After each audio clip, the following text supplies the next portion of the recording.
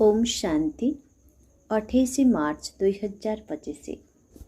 बाबा कहते मिठे बच्चे तुम्हें माने बहुत भाग्यवान अट कारण तुमको बाबा को मने पकाइबा व्यतीत आउ किछि चिंता नाही। किंतु ब्रह्मा बाबा बुद्धि तो बहुत विचार चलुछि।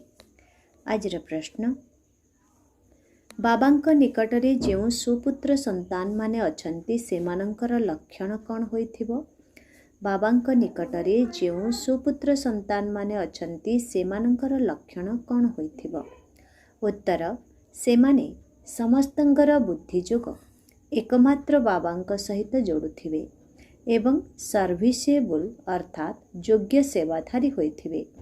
सेमाने निजे भल भावरे पाठ पढ़ुथिबे एवं अन्य मानंकु मध्य पढ़ाउथिबे। सेमाने बाबांकर हृदय सिंहासन रे बसिथिबे। एहिपरि सुपुत्र संतान माने ही बाबांकर सुनाम करिथान्ते। जेउ माने निजे ठीक भावरे पढ़ंती नाही सेमाने अन्य मानंकु मध्य खराब करिथान्ते। एहा मध्य ड्रामारे निर्धार्य रहिछि। गीत ले लो दुआएं माँ बाप की। ओम शांति। प्रत्येक घरे माँ बापा एवं 2-4टी संतान थांती एवं सेमाने माँ बापा को आशीर्वाद इत्यादि मागी थांती। से तो हेला हद्र कथा। एही गीतरे हद्र ही गायन होइछि। बेहदर कथा काहाकु भी जଣା नाही। एबे तुमे संतान माने जानुछ आमे बेहद बाबांकर पुत्र एवं कन्या अटो। सेमाने हेले हदर माता पिता। लौकिक माता पितांक ठारो आशीर्वाद नियंती। ये हेउछंती बेहदर माँ बापा। सेही हदर माँ बापा मध्य पिलामानंकर दायित्व नै थांती पुणी टीचर होई पाठ पढ़ाई थांती। एबे तुमे संतान माने जानिछ ये हेउछंती बेहदर माँ बापा, बेहदर टीचर, बेहदर सतगुरु, परम पिता, परम शिक्षक, परम गुरु जे कि सत कही थांती एवं सत्य शिक्षा दे थांती। तेबे संतान मानंक भितरे मध्य क्रम अनुसारे तो थांती ना। लौकिक घरे 2-4टी संतान थांती तांकर केते जत्न नेबाकु पड़िथाए। एठारे केते ढेर संतान अछंती। केतेक सेंटररू पिलामानंकर समाचार आसीथाए। एई पिला एमिति, ये शैतानी करुछि, ये हैरान करुछि, विघ्न पकाउछि। तेबे चिंता तो एही ब्रह्मा बाबांकु हेबना। प्रजापिता तो ये अटंती ना। केते पिलांकर चिंता रहुछि। तेणु बाबा कही थांती तुमे संतान माने बाबांको भल भावरे मने पकाई पारिबो। एहांकु तो 1000 चिंता अछि। गोटिए चिंता तो रहिछि। गोटिए चिंता तो माना पुरुषार्थर रहिछि किंतु आहुरी 1000 चिंता मध्य रहुछि। केते बहुत पिलामानंकर दायित्व नेबाकु पडुछि। माया मध्य तुममानंकर बहुत बड़ शत्रु अटेना। काहा काहार भल भावरे चोपा छड़ेई देउछि, काहाकु नाकरू काहाकु चुटीरू धरि नेउछि।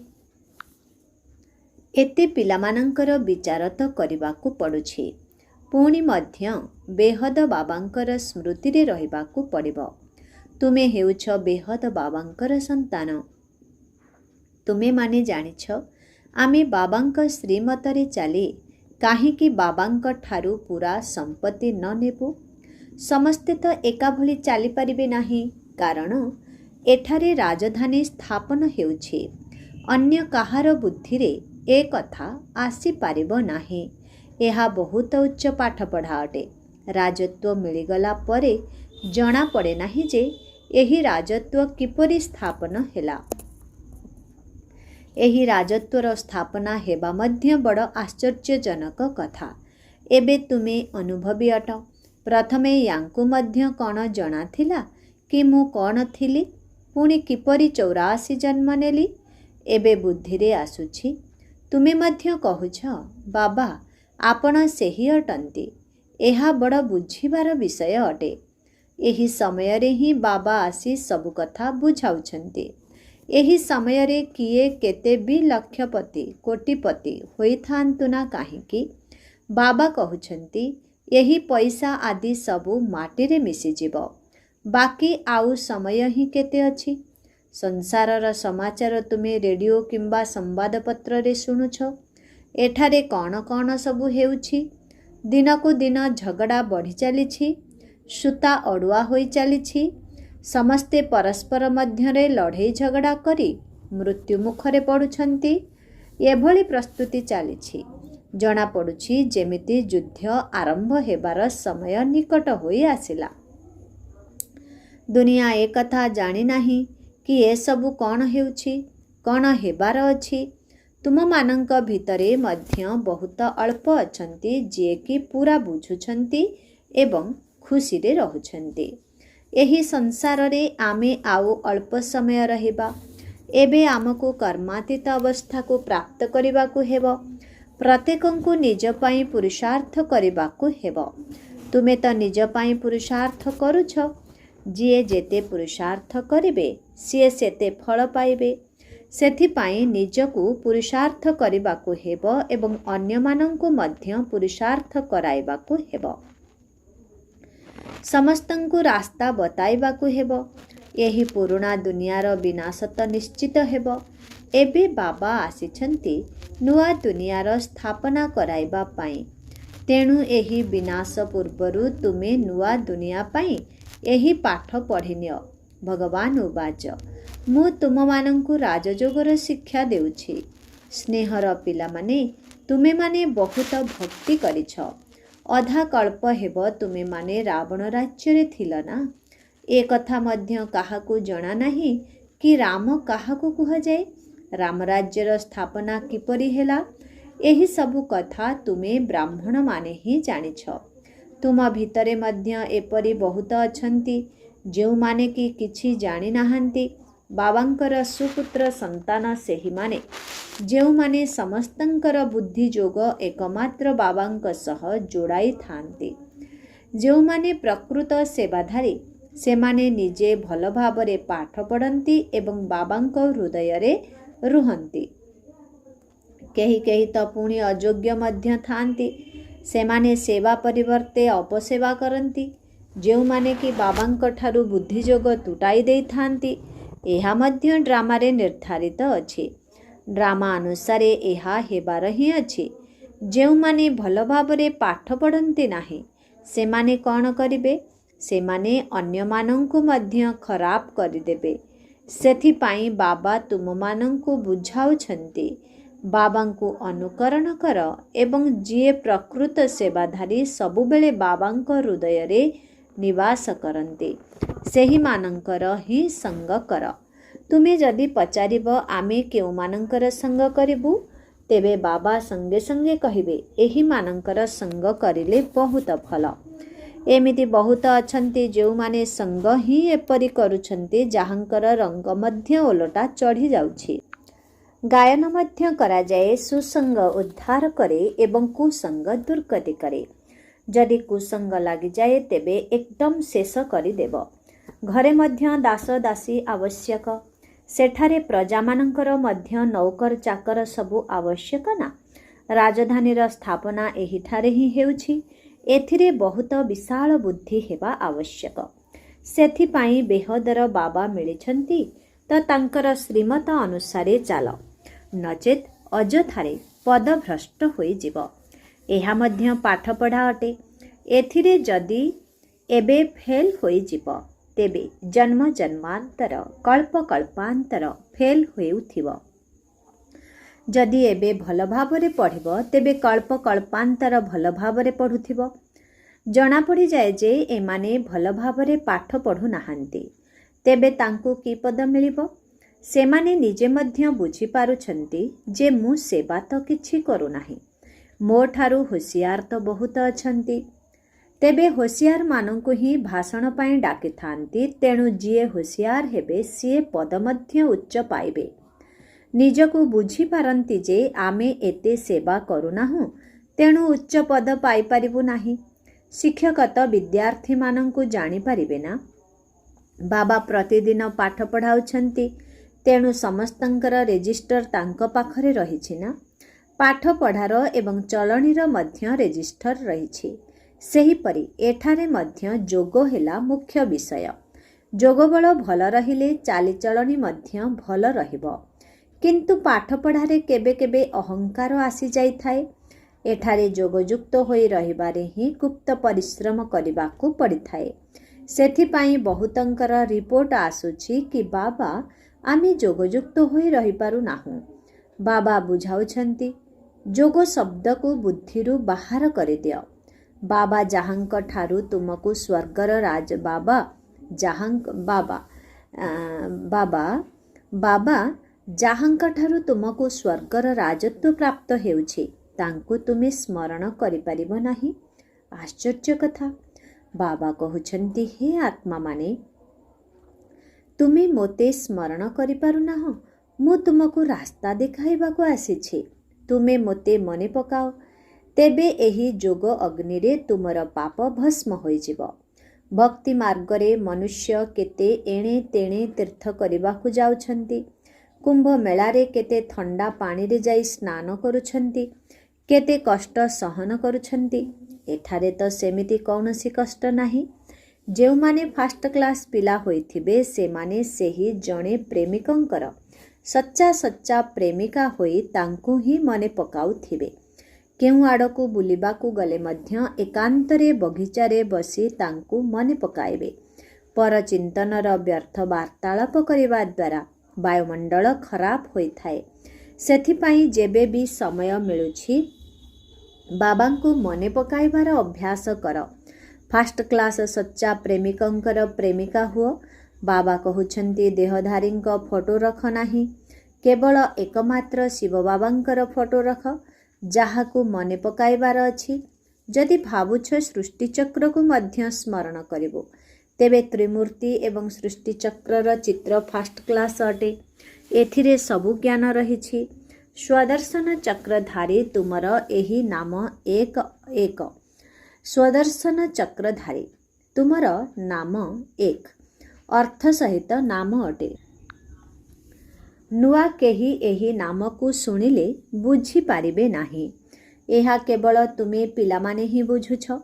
तुम भितरे भी केही केही भल भावरे बाबांकु मने पकाउछंती। एपरि बहुत अछंती जेउमाने भी बाबांकु बिल्कुल मने पकाउ ही नाहंती। तेबे सेमाने निजर भाग्य खराब करि देउछंती। पाठ पढ़ा तो बहुत सहज। बाबा कहउछंती शांतिर शक्ति द्वारा तुमको विज्ञान उपरे विजय पाइबाकू हेबो। साइलेंस एवं साइंस राशि एका अटे। मिलिट्री मध्य 3 मिनिट साइलेंस कराई थांते। मनुष्य मध्य चाहुछंती आमको शांति मिलु। एबे तुमे माने जानुछ शांतिर स्थान तो केवल ब्रह्मांड ही अटे।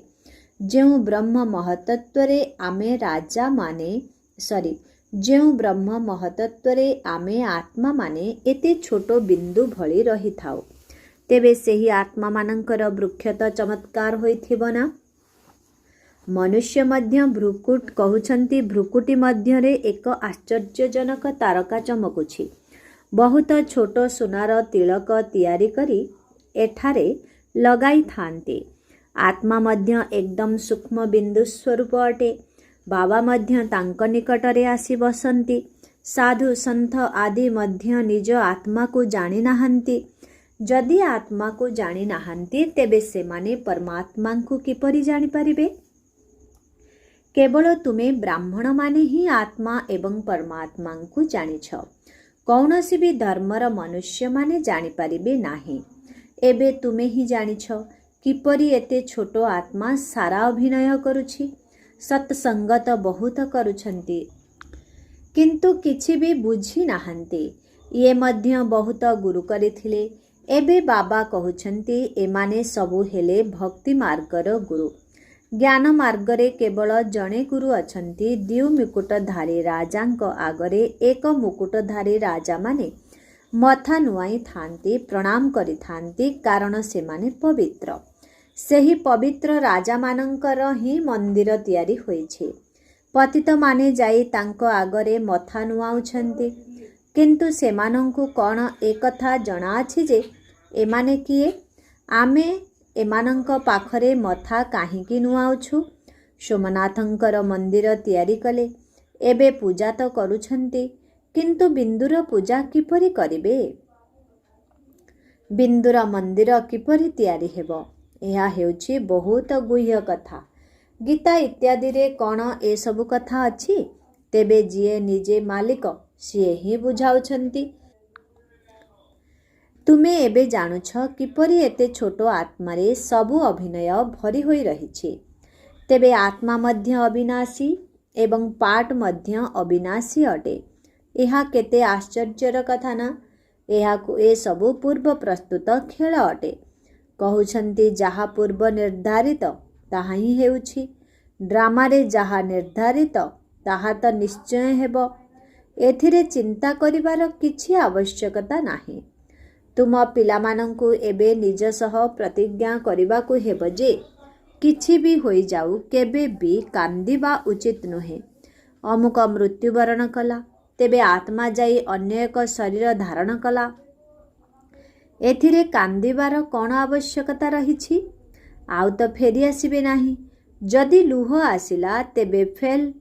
तेणु बाबा कहउछंती प्रतिज्ञा कर, आमे केबे भी कांदिबु नाही। चिंता थिला पारब्रह्मरे रहुथिबा बाबांकर, सिए मिलिगले, तेबे बाकी आउ कौन दरकार?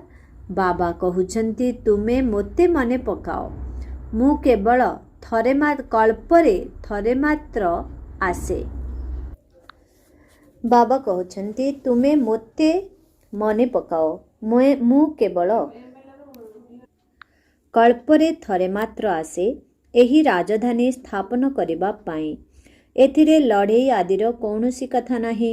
गीतारे वर्णित अछि युद्ध चालिला, केवल पांडव माने बंचीगले। सेमाने कुकुरकु साथिरे नेई पहाड़ उपरकु गले एवं देह त्याग कले। विजयी हेले एवं मरीगले। ए कथा तो किछि ठीक लागु नाही। एहा सबु हेला मन गढ़ा कथा। एहाकु भक्ति मार्ग कुहा जाए। बाबा कहउछंती तुम संतान मानंकु एथिरु वैराग्य आसीबा दरकार। पुरुणा वस्तु प्रति घृणा आसी थाए ना। घृणा शब्द बहुत कड़ा, वैराग्य शब्द मिठा। जेतेबेले ज्ञान मिले सेतेबेले भक्तिरु वैराग्य आसी थाए। यही ज्ञानर प्रारब्ध सत्य जुग त्रेता जुग 21 जन्म पाई मिली थाए। सेठारे ज्ञानर कौनसी आवश्यकता रहे नाही। पुणी जेतेबेले तुमे बाम मार्ग को चली जाओ सेतेबेले सीढ़ी ओह्लाई थाओ। एबे हेउछि शेष समय। बाबा कहउछंती एबे एही पुरुणा दुनियारू तुम पिलामानंकु संपूर्ण वैराग्य आसीबा दरकार। तुमे एबे शूद्ररू ब्राह्मण होइछ, पुणी देवता हेब। अन्य लोकमाने एही कथारू कौन जानिबे?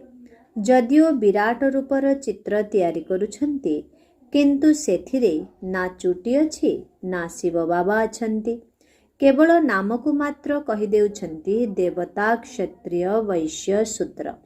बास शूद्ररू देवता किपरि किए कराई थांती ए सब किछि जानि नाहांती।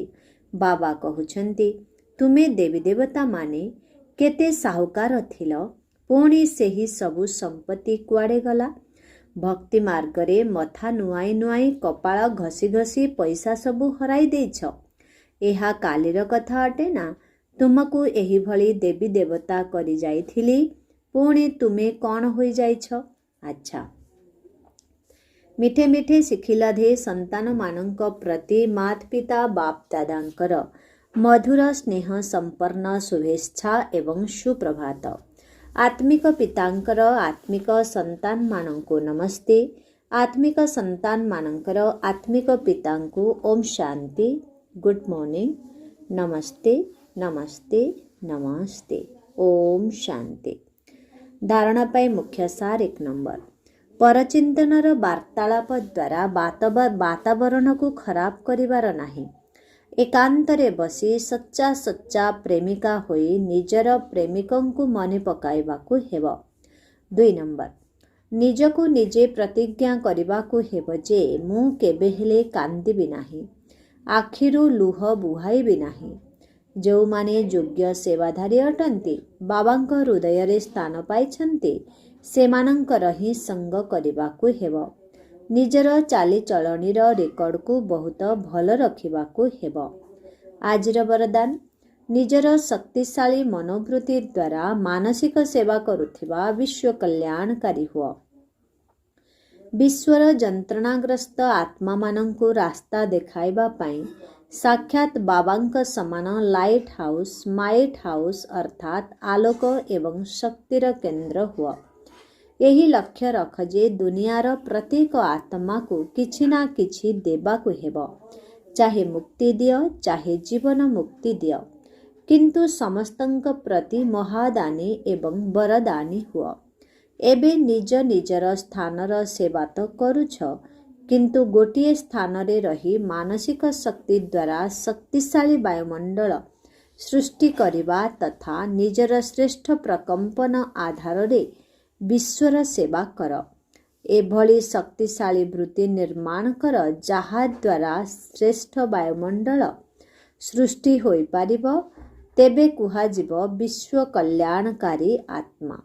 ଆଜିର ସ୍ଲୋଗାନ, ଅଶରୀରୀ ପଣିଆର ବ୍ୟାୟାମ ତଥା ବ୍ୟର୍ଥ ସଂକଳ୍ପ ରୂପୀ ଭୋଜନର ବାରଣ ଦ୍ୱାରା ନିଜକୁ ସୁସ୍ଥ ରଖ।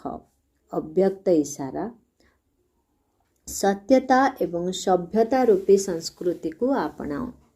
28 ନମ୍ବର, ବର୍ତ୍ତମାନ ନିଜର ଭାଷଣର ରୂପରେଖାକୁ ନୂତନତ୍ୱ ପ୍ରଦାନ କର। ବିଶ୍ୱ ଶାନ୍ତିର ଭାଷଣ ତ ବହୁତ କରିଲଣି, କିନ୍ତୁ ଆଧ୍ୟାତ୍ମିକ ଜ୍ଞାନ ବା ଶକ୍ତି କ'ଣ ଏବଂ ଏହାର ଉତ୍ସ କିଏ ଅଟନ୍ତି, ଏହି ସତ୍ୟତାକୁ ସଭ୍ୟତାପୂର୍ବକ ସିଦ୍ଧ କର। ସମସ୍ତେ ବୁଝିଯାଆନ୍ତି କି ଏହା ଭଗବାନଙ୍କର କାର୍ଯ୍ୟ ଚାଲିଛି। ମାତାମାନେ ବହୁତ ଭଲ କାର୍ଯ୍ୟ କରୁଛନ୍ତି। ସମୟାନୁସାରେ ଏପରି ଧରଣୀ ମଧ୍ୟ ପ୍ରସ୍ତୁତ କରିବାକୁ ପଡ଼ିଲା, କିନ୍ତୁ ଯେପରି ପିତା ସନ୍ତାନମାନଙ୍କୁ ପ୍ରତ୍ୟକ୍ଷ କରିଲେ, ସେହିପରି ସନ୍ତାନମାନେ ପିତାଙ୍କର ପ୍ରତ୍ୟକ୍ଷତା କରନ୍ତୁ। ତେବେ ଯାଇ ପ୍ରତ୍ୟକ୍ଷତାର ପତାକା ଉଡ଼ିବ। ଆଚ୍ଛା, ଓମ୍ ଶାନ୍ତି।